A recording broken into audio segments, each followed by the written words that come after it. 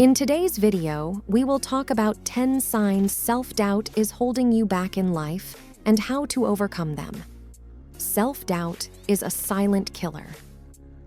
So many people are undercut by self-doubt without even realizing how much it's harming the course of their lives. Self-doubt has stopped many people from being successful in business and career alike. So, yes, it's a silent killer. Without wasting time, let's take a dive into the top signs proving that self-doubt is holding you back in life. You second-guess yourself a lot. One of the worst signs self-doubt is holding you back in life is that you constantly second-guess yourself. The simplest of decisions become a big internal debate. You even think back to old decisions and second-guess the past. If I hadn't taken that job or dated that guy, what if my life was way better right now? The truth is, when we second-guess ourselves, we weaken ourselves. There's nothing wrong with rethinking your decision-making process and assessing the choices you've made. But constant second-guessing is a waste of time. We also have a tendency to second-guess how things would be so much better if we had or hadn't done something differently, but statistically, there's just as much or more chance they'd be worse. You get stuck in the victim mentality. Next up is that you get stuck in the victim mentality. Second-guessing and doubting the path you've taken in life leads you to see all the ways that life and other people have not given you what you deserve. That hurts. This is understandable. But the problem is that the effect begins to multiply and create a negative feedback loop. Before long, you find yourself more disconnected from society and social events, and feel even more victimized. This path never leads anywhere beneficial. You doubt your own talents and ability. Next up in the signs that self-doubt is holding you back in life is that you doubt your own actual talents and abilities. Even when presented with objective proof that you're skilled at your job, an amazing musician, or an inspiring person, you downplay it. Inside yourself, the negative voice telling you you're nothing special and are a piece of crap keeps up its whining. You feel sure that even those things you are skilled at aren't important, or you're surely not as good as the really good people who seem so much better than you. This type of self-doubt can become nothing short of an inferiority complex. This brings up the next important point. You think people praising you are just flattering you to be nice? Part of the self-doubt comes in when you are praised by others, including those close to you. If you find yourself doubting the truth of what they say, or sure that's just empty flattering, it's one of the most worrying signs self-doubt is holding you back in life. Even the most encouraging person may also get tired of reassuring you that you are good enough and are impressive in various ways. You think about the future and dread what it will bring. The next of the signs self-doubt is holding you back in life is that the future terrifies you.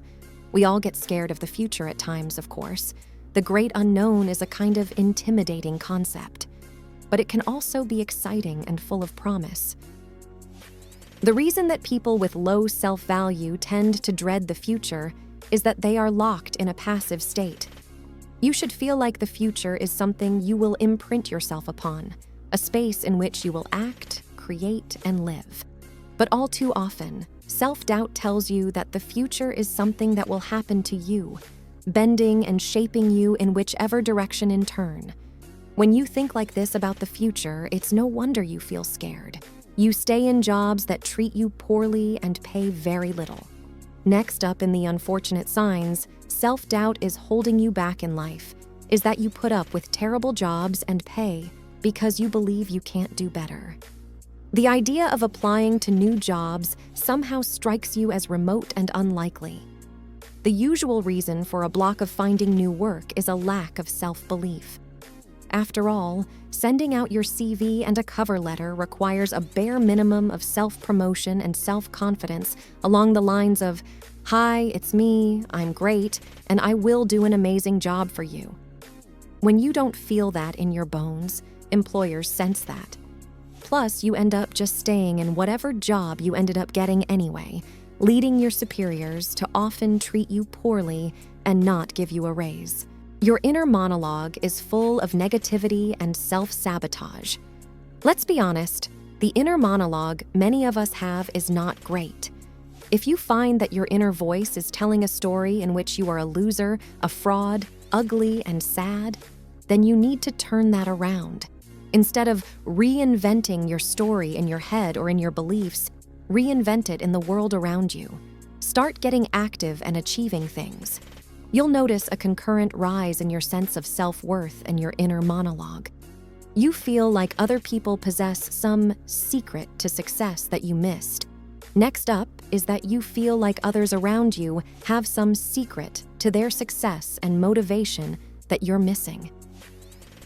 When you hear people say things like, "believe in yourself," it sounds like totally empty advice. What good would it do to believe in yourself? You wonder this, and it makes sense, because if you truly believe yourself is broken or low value, why would you believe in that? This is why we advocate taking action in the real world to undo self-doubt, rather than just think or feel your way around it. Everyone has doubts, but those who seem to have a secret generally have only one secret. They have gained enough momentum in their actions to not be a slave to their temporary thoughts and emotions on a daily basis. You don't ask out people you're attracted to because you feel sure you'd be rejected. Next up in the sad signs that self-doubt is holding you back in life is that you deprive yourself of romantic opportunities because of believing you'll be rejected. It's not just that you're scared of being rejected. It's that some part of you really believes there is no point in trying because you'll be rejected and disappointed either way. You express interest in someone and get turned down? A waste of time, a heartache. You express interest in someone and they accept. You go out, start to like them, get your hopes up, and then they get to know your real, flawed self and ditch you. Even worse waste of time and heartache. This can be a real trap. It's true we need somebody who accepts us despite our flaws, but it's also true that it's often not our problems that drive others away, but our reactions and unstable relationship to our flaws and problems that drive people away. It's a fine but very significant distinction. You pretend to agree with popular ideas, tastes, and trends because you doubt your ability to walk your own path. Lastly, you go along with what seems popular even when you don't like it. You listen to the music that your peers or coworkers do. You watch the movies, tell jokes, follow the spiritual paths, ideas and ideologies that are popular, use substances, and go to the same places on vacation. But deep down, you don't like the path you're following, and the crowds of mindless masses all around you. In fact, you hate it. Deep down, your sense that your current lifestyle or place isn't where you belong won't leave you, and sometimes it may even keep you up at night. This inner intuition deserves to be listened to.